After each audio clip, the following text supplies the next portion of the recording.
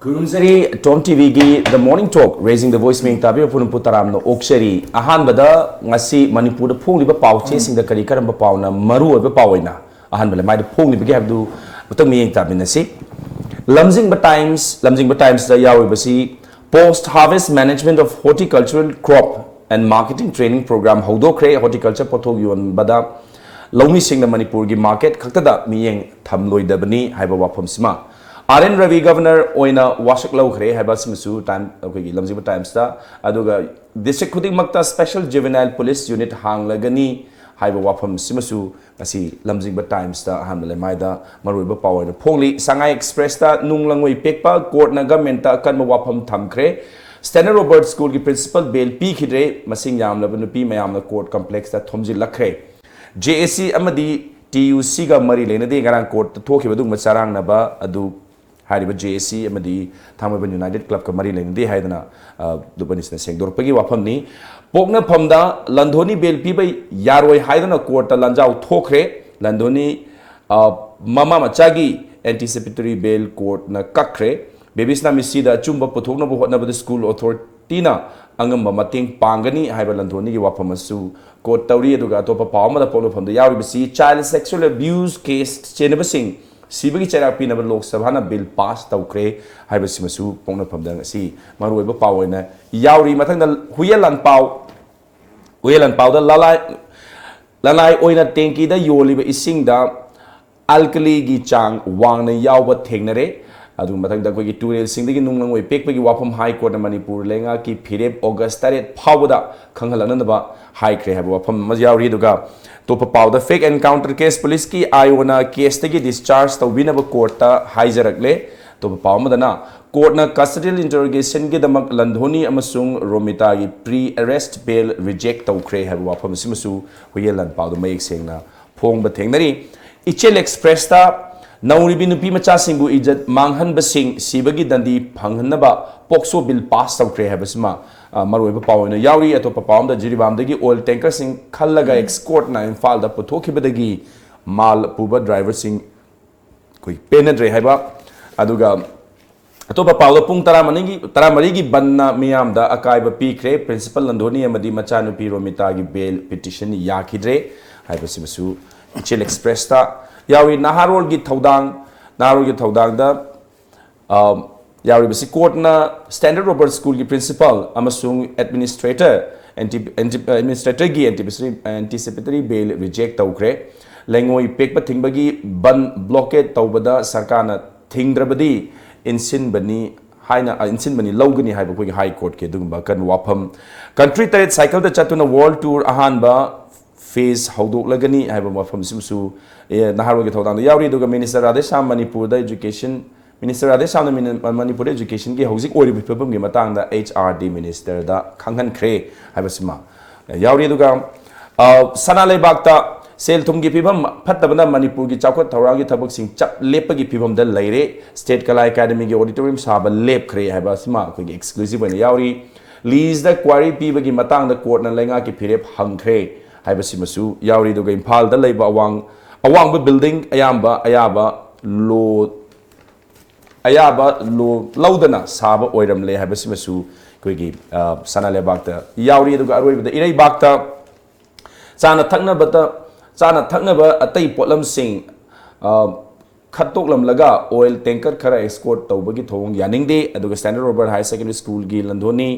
अमदी रोमिता की anticipatory bail court ना reject तौख्रे हाइबा वाफम सिसु असी इरै बाकी अहान बले माइदा मरुइबा पावइना फोंगली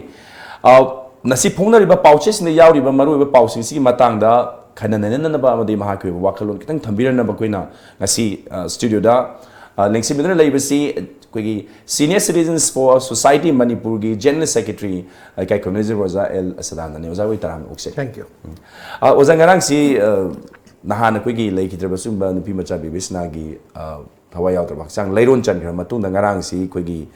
केस दा चेनरम बया हारिबा कोइगी लंधोनी अमदी मागी मचा एडमिनिस्ट्रेटर बा अमितागी anticipatory bail ngang court reject तौख्रे अदुगा यामना कोइगी पामदबा थौदु हाइगरा कॉम्प्लेक्स सु ngang थोखिबगी वाफम ले अदुगा अमरोमदना हारिबा कोइगी कोर्ट कॉम्प्लेक्स थोखिबा दुगुंबा इरांग दु JAC मिसी सिगे लोइन मरी लेना सेम जेसी मदी थांग यूनाइटेड क्लब का मरी लेंदे हाइबना चिकबा डेवलपमेंट हाइ तारे ngarang isi yamna khoina ju thopa thengnare ngasi ngasi maksu sugumba kaiguma lakadra habse dum chingna dun leire duna samjalaga ozagi wakhalonda leiriba huziki development angang sigi matang sida o leibse ozana as a senior citizen moina wakhalon kitang thambigani oza masiki yamna tragic oba yam tang thokpa hai tare sigumba angang sei train thui tang ari ba business si bagi thodok si masi mysterious oba dugum situation ni tawri si boba 36 girl students punni pa leiba adugum ba ka amada dormitory amada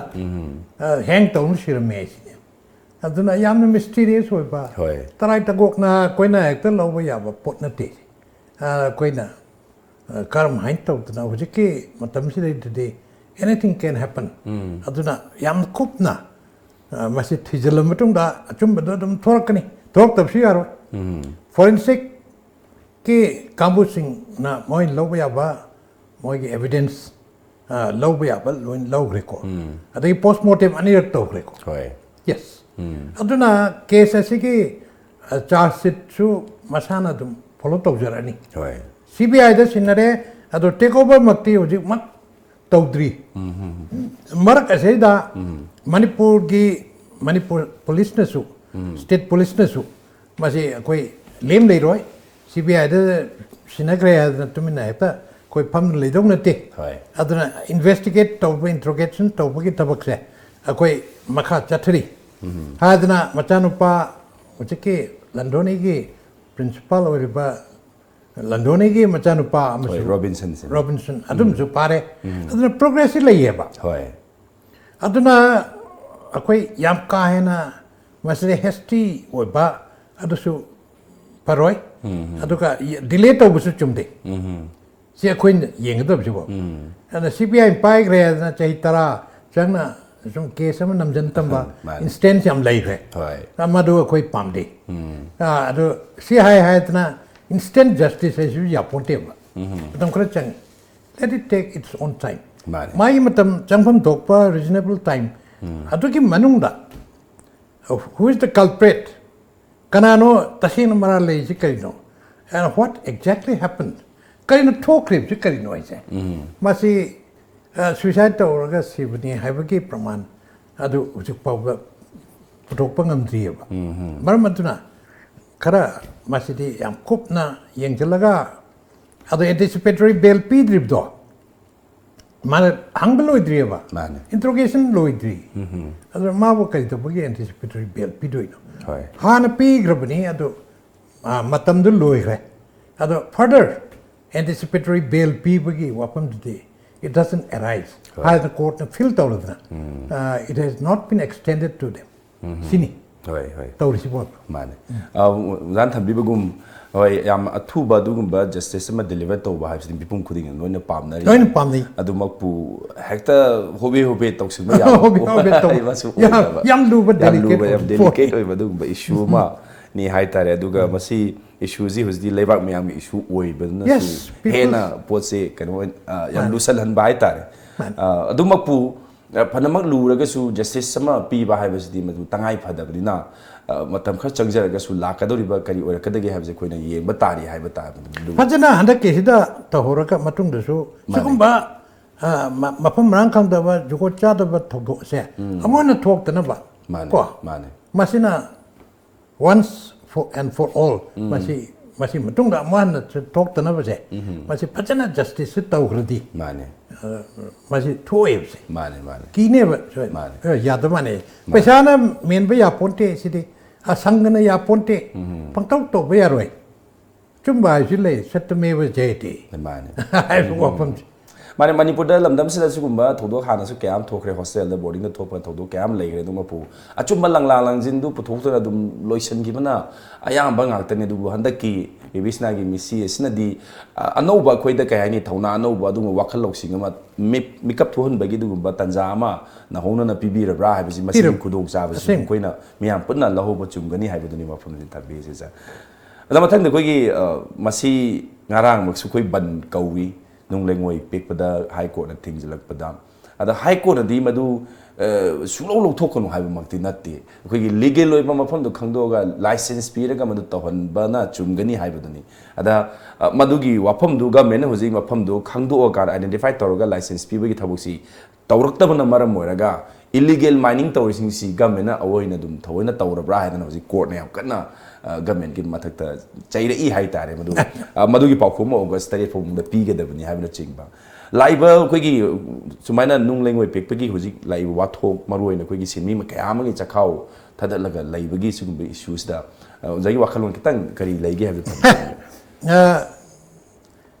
si nung lengoi quarry thabak se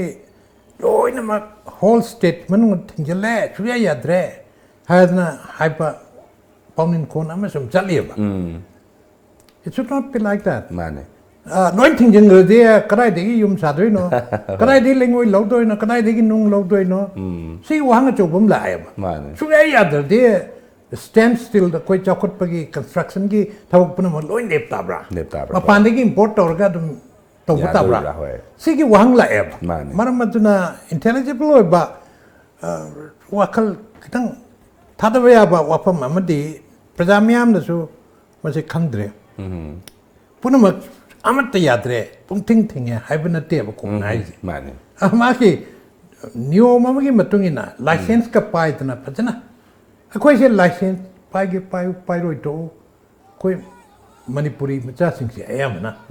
aise kala ka se niom se lo se yan ge kala chapa rule kala chapa jab to phum thok ba se amat to de be formal oi de be mane si to ba ma si general oi tana som laiya ponte ji maramaduna ai koina kangadavdi yes mege se hingbagi wapam ni survival gi wani maduna sin pam oraga hingiba imong ji masing yam kor pone je tawri si ba mane aduna loina tingu ya ponte ada sarkarna niyom sempi gadavani regulation ama pajana mawtana aduga license pipi gadavani si yani sidai is the tawati pollution thoktana health hazard oirni haidana public interest litigation ama thawal gi kambun thari 35 organizations amcha mi kuntra organization kuntra mangan pullaga thari imne adu so try ta ko law ya ponte min haidu chum bangak tani aduna yes thawal gi sidai yaroi thawal nataba tai mayam am lezi adu ma yagadaba kari hen adagi thawal da su kangde am da kangde masi hena pollute to danaba sakana rule regulation fajana sembiragade yabagi pibam chodum laibi ay adu krakopna niyoma ma sembasi sembiraga sakana to hongadabni dai se sarkarna pugadabni na high court na haise ai am chumen kale yam thun semane adna chief minister ge attention to pire kwa ngarang se banni mane moige issue du gi madang da ko banne mane aduna non issue ina leibi yadrabani aduna immediate attention of the authority concerned madu ngarang piba hogre yam kupna khanagre aduna dc sinta mathang loina pi tana tawda pnamaksi loina moi hogre thabaks aduna within 7 ide otokane en kale dc mayam get through the mine tawjara ani rules regulation mayam the same aga madumak ne koina su pamjari je marone sinmi sing ne su pamam dui se haita like hai ta ba ma kai tawgadabno kai yai haino kai yade haino du thambiraga makoi gi thabak se makha chathaba yana badu yengsin biu haibani maru oina masai da koi gi machine seasonaraga koi gi excavator de jcb seasonaraga court person su hena chochalak panina adna pollute to badu hena hena aya yada du kari aya yada je si na ba yai natraga yade adu nyomdo thambiro rule sembio ba mane adna tadna free for all gi bapta ama man tawning da pangtau da tawba nyom su leitaba adugumba samajama oibdi yam chumde ba laibak thi na haita ꯃꯇꯥꯡ ꯆꯠꯇ ꯑꯩꯈꯣꯏ break ꯅꯪ ꯂꯧꯖꯒꯦ ꯕ꯭ꯔꯦꯛꯀꯤ ꯃꯇꯨꯡꯗ ꯗꯦꯁꯥꯝꯒꯤ ꯃꯈꯥꯗ ꯆꯪꯁꯤꯜꯂꯛꯏꯕ ꯕꯣꯔꯗꯀꯤ ꯑꯩꯈꯣꯏꯒꯤ education ꯕꯣꯔꯗꯀꯤ ꯃꯥꯌꯣꯛꯇ ꯆꯪꯁꯤꯜꯂꯛꯄ ꯈꯣꯡꯖꯪ ꯑꯃꯗꯤ ꯄꯣꯛꯁꯣ ꯕꯤꯜ ꯂꯣꯛ ꯁꯚꯥꯗ ꯄꯥꯁ ꯇꯧꯈꯤꯕꯁꯤꯒꯤ ꯃꯇꯥꯡꯗ ꯅꯩꯅꯁꯤꯒꯦ ꯕ꯭ꯔꯦꯛ ꯑꯃꯇꯪ ꯂꯧꯃꯤꯟꯅꯁꯤ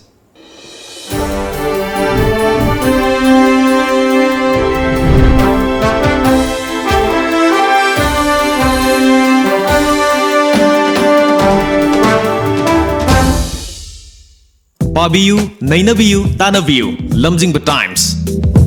Makhal Mathelgi Khudol, Maru Oiba Pau, Local, National, International, Sanabungi Paudam, Mahiroi Singinamak, Maitai Mayekta, Akanana, Mapung Faraba Pau Singba, Lamjingba Times, Lamjingba Times. Isa Isa Gi Pau Se Thadariba Hawker Sing the Haibiraga, Lobiba Yaragani.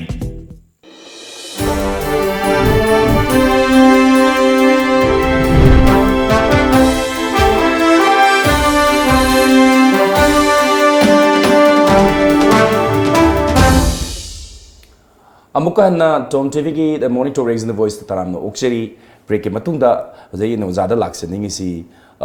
हानादगी होय ordinance में लाकपनी पोक्सोगी कनोसी खोगी नुपी अंगांग दा मरोइना under as हाइगदा tin की मखार लेबा अंगांग दा दुगुंबा sexual abuse चथबा the चेनब म्यूसिंग फासी तौरगा हाटपगी अयाबा हाइतार मंदी कोई लो ओइना होजिक लेरे हाइबा यारे जा मसी कदाइ फोबा खोइना लुबना लौबा याबा और अफबा माइ कैदल पोरपा खोंथा अमनि न खोइना मसी नैनबा यागे सिकतंग थंबिगने माजे केस तुकी मतुइना मा रेयरेस्ट ऑफ द रेयर माने हायबा मोय उकिल की लोन निको क्रिमिनल मोय के केस मयाम सिंग सिदा पिरकपा कन्विक्शन दकी करी दकी दंडी पिरकपा सिदा पनिशमेंट पिरकपा सिदा लौथोरपा याव रेयरेस्ट ऑफ द रेयर याम तांग खबा योबे समाज दा याम तांग थोकपा मुक्का हन थोकनी काय ताजदबा याम न तांगबा अदुगुंबा याम द ब्रूटल होय याम न तमथीग्रबा हिंचाय आइटमबगी लिचत चतपा मिनुंसी सुगा गावगिद्रबा साग चप मानरबा साग लिचत हाइतारिको माने मी ओइद्रबा अदुगुंबा अद चुमनता सेक्सुअल असॉल्ट तौबतनतना हाथ रातोकपेबा माने अदुसु चुमनगी यामना चमचम बमोंग दा हाथ पनतबा ब्रूटल ओइ ब्रूटल तमथी यामना तमथी बमोंग दा हाथ पा अदुगुंबदुदी मदु simply because ma angang odike commit tawrimiba convict to ma chi kenone juvenile ni ka na sum hairaga escape tawna ba sum tawbasi yaraktreba माने say trying pane ja minor major and khaju isi say trying pan suragana major adai sudri baduna minor and leibne होय aduna simply chahi ama ni gi chahi tra truk suraba ngang do mana madudi adum phajana ma bhap tarabne ma to khang na ma khang je dan tori ne do adu higher na thok kina bagi lambelam thambadu chumoi hadna project lo sida masi anu lo sida hat bagi dadi phoba pi ba ya bagi provision hapchal aisa होय ai de fayen kal maram de akhoi ji amarom de budi general in a high tamda life imprisonment capital punishment pi ba habisi sibi dandi pi ba si prithvi punamaki oina masi muttat nar abni aduga life imprisonment from the ayam tawbani होय high bagi train am la pune adubu deterrent oibdi yang wat la sumnum kaki festival kudingi adagi republic day khangde am khangde ada kharle raga life imprisonment edu kar tatharaga dum ekta thore abs adu nataba prithvi lum nana ba pokpa mang tang nana ba do same basu thoroi daba punishment ki my purpose say yes he can be reformed ma semdor pa yakini transform to wiani haibagi wakalam kha leibudo adu natraba transform to sweya roi ma se haibisi khangam adu nani rere so there adu thei Right. madudi capital pan death sentence people kaiti has one khalaga lo sema kampu singsina माने sema even ꯍꯣꯏ ꯑꯩꯗꯤ ꯃꯗꯨ ꯐꯕ꯭ꯔꯥ ꯍꯥꯏꯅ ꯈꯜꯂꯦ ꯍꯣꯏ ꯑꯣꯖꯥꯅ ꯇꯥꯛꯄꯤꯔꯤ ꯑꯗꯨꯃꯥꯏꯅ ꯈꯔ ꯀꯤꯅꯅꯕ ꯈꯔ ꯀꯤꯅꯅꯕ ꯍꯥꯏꯇꯥꯔꯦ ꯁꯨꯝ ꯌꯦꯡꯕꯤꯌꯨꯅꯦ ꯍꯧꯖꯤꯛ ꯁꯥꯎꯗꯤ ꯑꯔꯥꯕꯤꯌꯥꯗ ꯌꯦꯡꯕꯤꯒꯦꯔꯥ ꯗ꯭ꯔꯛ ꯂꯂꯣꯟꯕ ꯉꯁꯥꯏꯒꯤ ꯃꯤꯁꯦ ꯔꯦꯞ ꯑꯦꯟ ꯃꯔꯗꯔꯒꯤ ꯋꯥꯗ ꯂꯥꯝ ꯊꯝꯈ꯭ꯔꯕ ꯍꯣꯏ ꯑꯗꯨ ꯅꯠꯇꯕ ꯗ꯭ꯔꯛ ꯂꯂꯣꯟꯕ ꯐꯥꯔꯕ ꯂꯣꯏꯔꯦ ꯃꯉꯛ ꯀꯦꯜꯂꯦ ꯃꯥꯅꯦ ꯑꯗꯣ ꯃꯉꯛꯁꯦ ꯃꯌꯥꯝ ꯃꯃꯥꯡꯗ ꯄꯨꯊꯣꯛꯑꯒ ꯄꯕ꯭ꯂꯤꯛ ꯑꯦꯛꯖꯤꯀ꯭ꯌꯨꯁꯟꯅꯤ ꯇꯧꯗꯣꯏꯁꯦ ꯊꯥꯡ ꯄꯥꯛ ꯕꯂꯤ ꯇꯧꯗꯣꯏꯅꯦꯕ mangak kakadoi ada maduna tak tak tak niktana matung manau awan masih tabasi tawdana bse Saudi Arabia na ka tawri ja morom de kra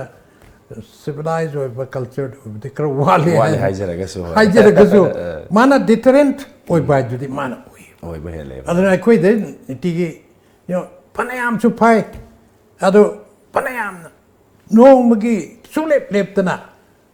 drug trafficking ki case ta phari ji yang gre hoy in terms of crores mane asi punamak se hangene ada khar kan basu darka oida hoy natra thi yararoi koi semdok pangamaroi hoy lai si koi gi sigumba koi gi crime da cheneba mioi sing si akala thau bu oro sangalai bu oro matam khara mya mama da utsaraga jela laisana ma adum thoga aduni tawba yaba adum bagi mayam ma lakpadagi hariba pokso sida death penalty gi provision haiba tai masi injalakpani masimak afaba mahai amadi soidamaki lebak stage da purakadra or koigi nupi ngana chathaba rape amadi crime sing si khara makai do su masi laksin doine deter to doine masi aki bam pohal lagadi haiba ozai mani mani tabi itane zamatang de koigi desam gi makhada hojik si school sing da chatlaga koigi khongjang ama kholaw lawbai khongjang ama kana chathari lawri chatai kaisu nate koigi chahi khudingi handak chahi khara sida machi dum chahi khudingi thokpa hai tare board exam da koigi mark soina ba position gi laiba koigi order da tang chenthong chesin tawba tampering tawba favoritism nepotism gi masi gi kanu si education da mami tarak pasi aduga maru ina masi sugma thokre na haraga thizana na masem ke ba committee dana pikhat ki report to su ji myam da kari laibano ju khanghan da ba adum losal laga thamba adu suna kana di mahiroi kaya amagi career si rex ta thammi ba hai tare honna zaruri do heng ona taina na tabulation da soi bi din hang de favoritism ni khangde madu magi kanu do expectation do yok to ka da para career do mang ba ya ba gi dum yaw do natte hai tare ada masi ki khongjang mo ji yam kana de samna changjel lei ozai wakhan du tang hari ba chahi khuding gi su board exam de 12th exam da even university exam bo the MPSC gi exam bo da su bi mark tempering tawra ga gi kai ni nepotism favoritism utpagi thabok si ozai wakham da kari lebi ge chitang thambi ge na board bosem ki oina ain sum yengjabada machi kanoni temper thawoina deliberately natai su temper to rawa khoppa ka sidi ka tawti da ain sum kanjabada ado general oina akhoi ki examiner sing yamna careless oi hype tai okay I am atuna careful oi na ba what are the positive steps to be taken up aduna there is no way out ado yam buri wapam me po moi gi section da ba examine to da evaluation to da section da ba plus to da be adagi kari haini lain khara kopna padna to mark pb abrane evaluation to by merit and demerit and the pajana kopna khanga da ma ji pibum to ko mark to pigdabne adu paabdu mamutana padna anda dhunda changche amada tawraga tong papi de piraga tawbse masi khara yawre aduna si karman to masi check to gudage kai si lay no mai manungda examiner mana yeng ba ya ba che masing si hoi masi ai che ma yeng da lupa tara phange hairo kun phange hairo ada khayam phangna na ba na mioi bu ko ni na ko tujal laga chi masing khayam ni ja khayam tan ba gi wa khalom da sum chat khidna ba lu graba angang sing gi marai ba ta matuna yam sathina impact to bise masi thok tana bise maximum 30 scripts oja bana nong magi kontra de ge na yim yade haidna masi lepa asi am da ka oi ador de ma ai pajana yeng aga na bana kop na paraga mai pibam tok to pir kane aduna taba ate mayamam chu jeki RTI right to information act lak padagi hujikte kitang but kana tordi mark amani dang chendra pauta first division phangaba adu pauta dum penda dra mai ju yenga dagi oin daga thanare bu to mane aduna awabati yam leire board ki su ko examiner mayam singchi head examiner anova mo toraga re-examine tawdoi nuko aduna machigi problem chi adum board su mayok nei adu thoina deliberately tempered toraga khujru mujur tawdana corruption tawda madumakti natte board madumakti natte ai jo board ki member hoina project su dum yaujeri ni I'm a member of the board okay aduna koina piba ba instruction koi de piri and peer powder jike hai man hujik anoba lepkrabani 30 dagi hen no yeng bi yaroi ka cha anoba koi lokalapani adu mana positive oi ba corrective measure kar lokatradi suya yaroi adagi to pamna karmai to duna question same ni karam oja oi ba si arai ba thok natte man hoi tambi ba class lower ga loi re natte question same do ni adu question same ba je technique ba magi mayam no na yanara ba magi technology technique amalei ni adu matungina magi blueprint ka en lady question same tam the blueprint and same ga madugi fit in to do ni adu manu ada masi highly technical skill yap changba maramaduna oja singchi ayam khante aduna masi tambina ba takpina ba CBSE gi somda contact orga ada moigi expert ka tharaga che training ka pidna taunna ba kaya su scheme ka su local music hoi ka parani adagi ngasai ki inquiry ama tauto adagi su mada ekta makok te doi pau tu loina mayam pun mata loina kana taw report to hydra su mapung oi ba machak main point today adum haibum to ena I kanji government ki mathau ni bado ko government ki matungi na inquiry committee same give ni board ki natte aduna it depends upon the government ma mane sagi kai lei bunu have the myam da kitang khang myam da adu khang ga da mane oja ai mana sagi loina ma as a whole in total natraga su highlight adu to ga da mane Zai matam amini amani kitang ai phangni nai tentak na hauzik RN Ravi Nagaland gi governor oina wasak lau kre haibasima su pau yauna re hana de hona ma si appoint tore habdi khanga su ngarang tabu pai ba hau kre habadui yauri hai tare amarom da khogi chathari be indonaga pistol to su interlocutor su man adum oikhini haibama su du koina tari hai tare aduna laiba development maroina interlocutor hoi naga gi maramda northeast ki matang da yam munna khagba misak ama budi mani adu laiba mana sigumba keno ma phama park masin da northeast ta karam makhal gi changes ano mayona ma lakpa yai natraga indonaga pisto ki kari marai ba or pe yai bi zan kitang tamina I am experienced lerba the negotiation da karida amam tawtan laba mini RN Ravi ko am pun man khan re do governor to hape naga expert hai tare ko naga isu gi matan de ma expert na mana gubernatorial post as pai bi se chumi ga na khan na sarkar na hape ne ba tawsan adu bo the question remains Panam nama board, so I'm a board, so Taurusano. The Carino, he may succeed him as Karimta.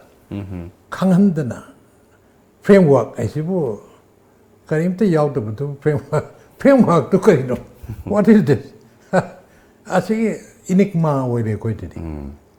kari no mo hin tau do chip ada Manipur tanatana leiriba atoi te to state thangnana laiminari ba Nagaland gi thangnan leiriba mayam singchi sigi lam gi ko Greater Nagaland punjal laga here chawba Nagaland am sembai wasima next to impossible next to impossible ai Next to impossible, hoy. maje oiroi da pobani madu tauragana they will create 1,000 problems they will create 1,000 problems because problem ama ni ka tang lei sida na 1,000 problems madu koina control taw su wara ga dawa ko unprecedented adu thorakada bani na mo ju makut tangam da dum lei bne aduna ultimately from the government of India so yes territorial integrity the kailo have assurance some so job pidini so he listening ani hena ning tam na lak chaba Manipur bu mache thugai raga mangal lani hai du de kana na chu yar oi oi aduga whole world gi oina world public opinion na su yar oi do Man. United Nations na ka dong ta su yar oi do one Hoy. Aduna hoy live developments da thodona akai ba changes ka su apprenticeship ka su oi de moiti ya nungai je ozana si tom tv ki sugumba the morning talk raising the voice da links in biraga asi phone ri pau sing sing matang da za yu wakalon ka tamir ba da mon kana thaga chatu thank you Kishore loina ngasi go di matang swais da tom tv ki the morning talk raising the voice to sinjabo loina mi tabe panu ngoti ki kaina na bya thang ni jari